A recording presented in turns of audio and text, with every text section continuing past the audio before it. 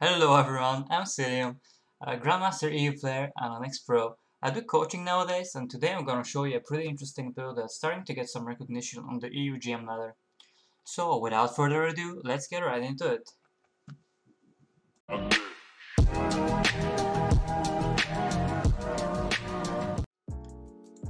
The guy that I saw playing this build is called HarmonyArrow. He's rank 15 GM player. Yeah, he's silenced, but he's not really a toxic player.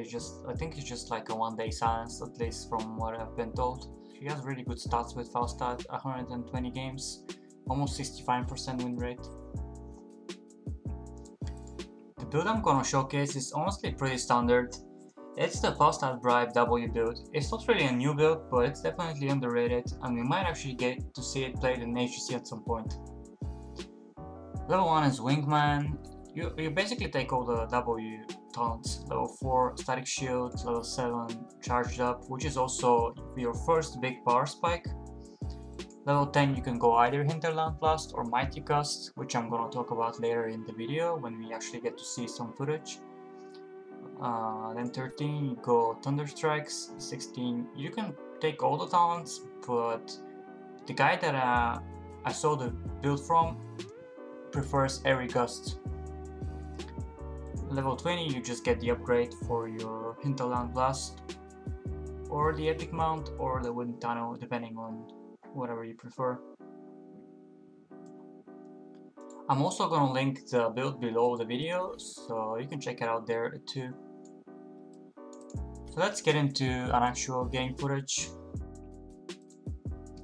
This is a pretty standard GM game. There's a lot of popular people on both teams, known names. Wobby from Dignitas, Eternal from Liquid, Blade is an ex-pro for Expert, which is now called Method. Shtir is a pretty famous Russian streamer, which also used to play competitively. Chris, you guys know him, one of the top streamers, plays for Zealots right now. And Bad Benny from Fnatic. Basilisco and Sexy Platypus are also pretty known GM players. This guy is a main support, and yeah. Let's get right into the game. I think Wingman is actually a really good talent. If you think about it, you're getting so many things in one. You're getting the utility from taking the camp. You can still steal a camp, you can also do your camp with it. It reduces your W cooldown by 3 seconds, which is not bad. And you are also getting some damage. Also, every time you bribe a camp, like even a part of the camp, you get 5% extra damage. And honestly, this quest is kind of like an infinite quest, because I think there is like a 80 or 90% cap to it, which HarmonyArrow told me, but by the time you get it to even 50%, the game is probably gonna be over, so it's kind of like an infinite quest. It's a huge amount of damage you're getting over the course of a game. This is also, Sony is also a pretty good matchup for Falstad. And Wobby is like the best solo laner in EU, or maybe even top 3 in the world, if not the best in the world. There's not really any other better way to test if a build is actually decent than to play it against like one of the best solo laners. Honestly, it's kind of hard to lose lane with Falstad, and even if you do, you can always like fly back. You can just, well, you have a pretty small cooldown on your Z. I mean, it got nerfed, but it's still pretty strong. I would recommend Falstad for lower level players because he's kind of easy to play. He gets huge amount of value with his Bribe, and taking camps is generally a lot better on lower level because people tend to not defend them, and they get huge value, a lot of structure damage. Especially on a map like Infernal Shrines, where the hard camp is generally better than other maps because the shamans are spawning minions indefinitely. So he already has like 5% increased damage on his W 3 minutes into the game. Now what he wants to do with Falstad, which is pretty standard, you just clear the hard camp and then fly to your team, which he's gonna do.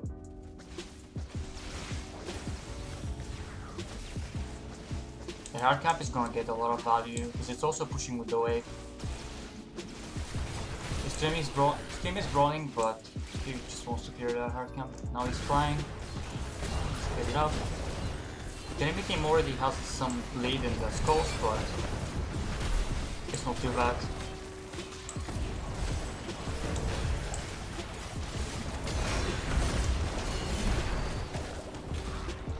The counters for Falstad are generally stuff like Genji, Tracer, Diablo.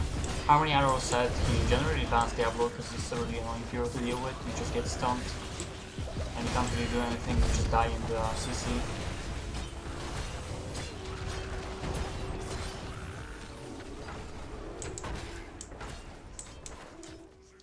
He also said that he prefers taking a Hinterland Blast against squishies, which I'm gonna showcase later in the video, where he gets like multiple resets on his ult.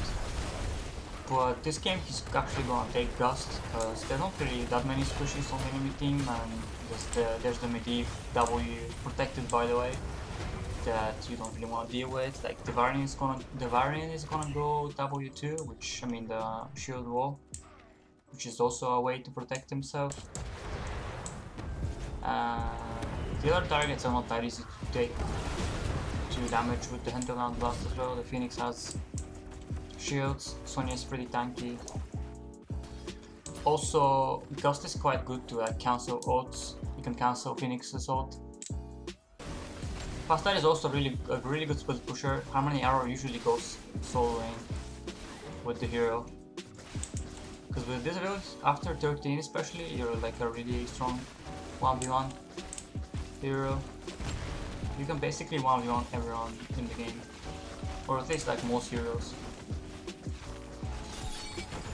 Hinterland Blast is also an ultimate that allows you, it's like a win more ulti, it allows you to snowball the game harder if you're like 10 to 8, level 10 to level 8, and people are clumped up depending on objective like a Punisher, an Immortal, stuff like that. They're a protector, you can just ulti them. Now he basically got 10% more damage on his W. Also, I think Gust is pretty good this game, because if Varian picks off a target, you can Gust to try to save it.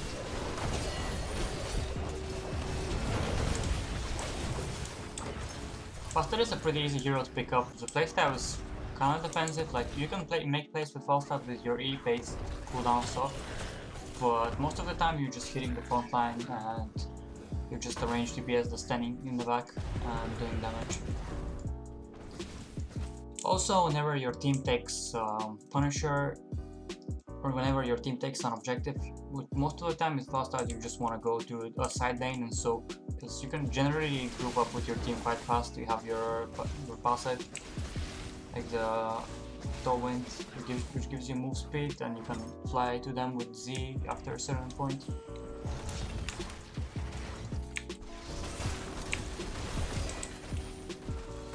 Yeah, this game is like pretty much over at this point. They're gonna have like almost 3 level lead soon. They're gonna take the entire game possibly, so I can showcase some of his Hinterland gameplay. This is the Hinterland Blast game. Let's see how it goes. This time his team kind of has a solo laner, so he has to go 4v4, which is okay because he's gonna get more stacks on the 4-man.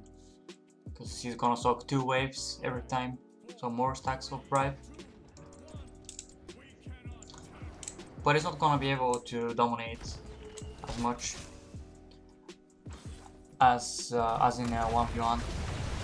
This game is gonna take Hinterland Blast because it's really good into an enemy team. Hinterland is also great into Rexar because the bear actually counts as 1 more target for the reset on your ulti. Hinterland Blast is also really good into squishies like Hanzo, KT. I mean, KT is not really a squishy after he finishes his quest, but yeah, it's really good into stuff like Hanzo or Junkrat that have really low health pools. You can basically chunk them a bit with your Q, your all attack, your W, and then you just Hinterland Blast to finish them off.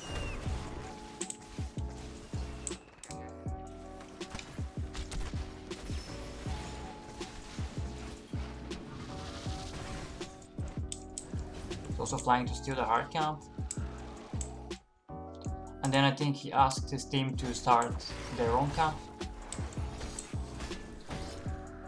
The only sad part is that the objective is actually gonna spawn top, so taking the hard camp doesn't really punish the enemy team that much, and even if they take their own hard camp, it's just gonna get defended, so...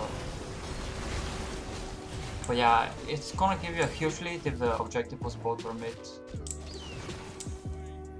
I mean, if it was bot, because then it's like way too long of a distance for you to clear the hard camp.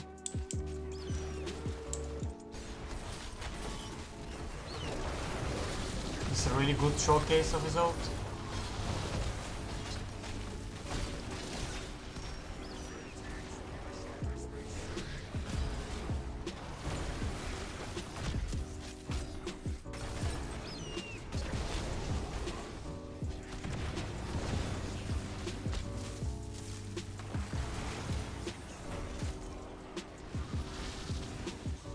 He basically got 2 resets in a row, and then I think he hit like 3 heroes last time, so the ulti was on a 25-second cooldown, or close to it.